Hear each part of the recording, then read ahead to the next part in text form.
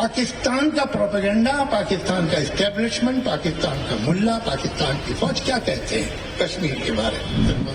कश्मीरी हिंदुस्तान का वफादार है। तो ये बहुत बार हो गया है, एक बार नहीं हुआ। सरहद पे कुछ फुलझड़ियां छोड़ने से काम नहीं चलेगा। अब कोई सॉलिड पहलगाम में हुए हिंदू नरसंहार के बाद देश में आक्रोश का माहौल है। भारत और पाकिस्तान के बीच तनावपूर्ण माहौल बन चुका है। भारत ने हाल ही में कड़े फैसले लिए हैं और पड़ोसी मुल्क की हालत खराब कर दी है। और अब इसी बीच जावेद अख्तर का भी गुस्सा फूट चुका है। उनका कहना है कि अब बहुत हो चुका है, अब कड़ा जवाब देने का वक्त आ चुका है। जावेद अख्तर ने क्या कहा है और किस तरह से पाकिस्तान को लताड़ने का काम किया है, इसकी जानकारी आपको इस वीडियो में देंगे। नमस्कार, आप देख रहे हैं लोकमत हिंदी। मेरा नाम है सुनील कनौजी। जावेद अख्तर ने एक कार्यक्रम में कहा है कि भारत में आतंक के लिए पाकिस्तान जिम्मेदार है। उन्होंने कहा कि इस तरह के आतंकी हमलों के बाद देश का माहौल खराब होगा ही और तनाव भी बढ़ेगा। हर कुछ दिनों में ऐसे हादसे होते हैं तो फिर चिंता और नाराजगी स्वाभाविक है। हमारी सीमा जर्मनी से तो नहीं लगती है। पाकिस्तान की सरकार कहती है कि उनका इससे कोई लेना देना नहीं है। लेकिन क्या ये मान लेना आसान है कि आतंकी यहाँ आए, हमला किए और फिर कहीं और चले गए? वे भागकर जर्मनी चले गए क्या? हमारी सीमा जर्मनी से तो लगती नहीं है। किसी को नहीं पता है क्या वाकई में ये मुमकिन है? ये कहना है कि उनका इससे कोई संबंध नहीं है, ये समझ के परे हैं। मैं मुंबई का रहने वाला हूँ। मैंने अपने शहर को जलते देखा है। तो वो जो आए थे जलाने, वो स्वीडन या इजिप्ट से तो नहीं आए थे, और वो आज भी खुले आम आपके शहर में घूम रहे। आप बड़ी खुली बाहें से मिलते हैं। आपके यहाँ से नुसरत फतेह अली आया, हमने सराखों पे बिठाया। आपके यहाँ से मेजी आता आया, हमने सराखों पे बिठाया। आपके यहाँ से फैज अहमद फैज आए, अटल बिहारी वाजपेयी साहब की सरकार थी। ऐसा लगता था कि किसी स्टेट का हेड आया है। आगे लाल बत्ती की गाड़ी चल रही है, राजभवन में ठहरते, हर जगह उनका जो रिसेप्शन था।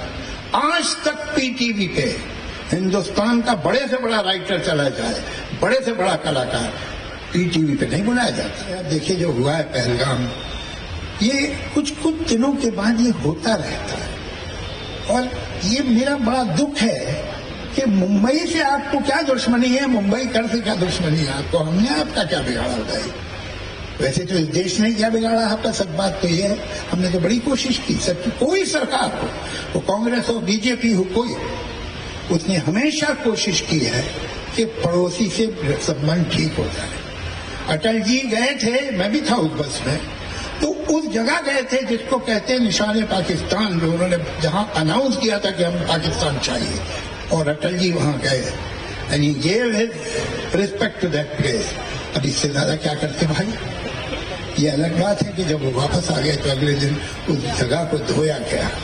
अपनी बात को आगे रखते हुए गीतकार ने कहा कि पाकिस्तान क्या कर रहा है, आखिरकार उन्हें ये सब करके क्या हासिल होगा? निर्दोष सैलानियों पर गोलियां चला रहे हैं, इससे क्या मिलेगा? गीतकार ने अफसोस जताते हुए कहा कि ये पहली बार नहीं, ऐसा अक्सर होता है। कुछ दिनों में ये मामला सामने आता रहता है और फिर भी लोग भूल जाते हैं। लेकिन मुझे उम्मीद है कि इस बार सरकार उनका खात्मा करेगी और ठोस कदम उठाएगी और पाकिस्तान की सरकार को साफ तौर पर बता दिया जाएगा कि अब ये सब बर्दाश्त नहीं किया जाएगा।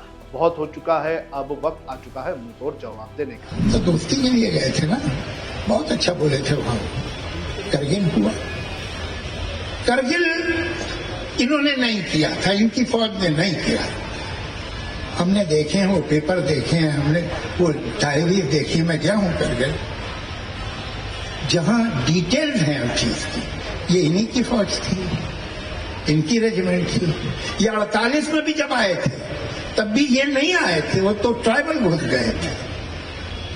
और आज भी ये जो हुआ है, जो आदमी थे, ये इनके नहीं थे, शायद जर्मनी से आए हों, क्या मालूम। ये वो लोग हैं। मैं आपको बताऊं करगिल का किस्सा क्यों मुझे मालूम है कि मैं 1 साल बाद वापस गया था।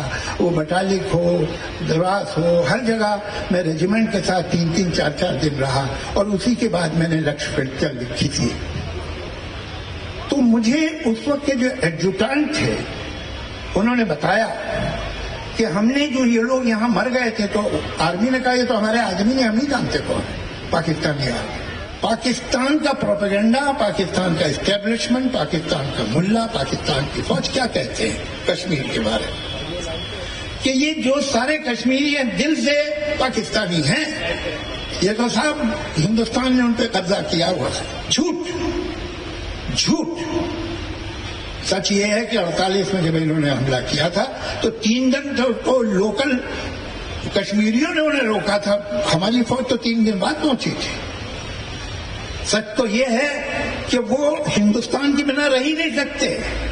आज जो हुआ है सबसे बड़ी तबाही तो उन पे आई है, उनका टूरिज्म खत्म हो गया कई वर्षों से, जो उनकी रोजी रोटी है। मैं रिक्वेस्ट करता हूं सरकार से, दिल्ली की सरकार, कि ये बहुत बार हो गया है, एक बार नहीं हुआ। ये आप देखिए इतिहास तो पिछले 75 बरस में हर 2-3 साल बाद ऐसा एक हंगामा होता है। अब आप स्टेप लीजिए, ये सरहद पे कुछ फुलझड़ियां छोड़ने से काम नहीं चलेगा।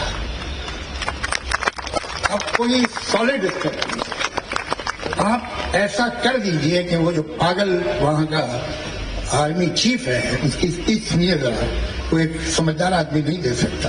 ये किस तरह का आदमी है? वो कहता है सही बात है, हिंदू अलग होते हैं, वो अलग कौम है, मुसलमान अलग कौम है। अरे इसको ये भी नहीं ख्याल कि उसके मुल्क में भी कुछ हिंदू रहते हैं, तो उनकी कोई इज्जत नहीं करता। उनकी भावना की, उनके इमोशन की, उनकी फीलिंग्स की, उनके स्टेटस की कोई इज्जत नहीं करे। किस तरह का आदमी है भाई तू तो पागल लगता है। इन लोगों को ऐसा जवाब मिलना चाहिए, छोटी मोटी बात से सुनने वाले नहीं है, कि इन्हें याद रहे। अभी तक इन्हें याद नहीं हुआ है। आपको बता दें कि इस आतंकी हमले के बाद federation of western cine employees ने पाकिस्तान के कई बड़े और जाने माने स्टार्स के इंस्टाग्राम अकाउंट पर बैन लगाने की मांग की है। कुछ बैन भी कर दिए गए हैं। इनमें हानिया आमिर, महिरा खान, आयजा खान, इकरा अजीज जैसे एक्टर्स के इंस्टाग्राम अकाउंट्स रिस्ट्रिक्ट कर दिए गए हैं। जावेद अख्तर से इस मुद्दे पर सवाल किया गया तो उन्होंने कहा था कि इस मुद्दे के 2 पहलू हैं, लेकिन फिलहाल के लिए पाकिस्तानी कलाकारों को भारत में काम करने की इजाज़त नहीं देनी चाहिए। आपको बता दें कि जावेद अख्तर कई मौके पर पाकिस्तान को लताड़ चुके हैं। इतना ही नहीं, पाकिस्तान की सरजमीन पर जाकर भी जावेद अख्तर ने पाकिस्तान का भांडाफोड़ करने का काम इसके पहले किया है।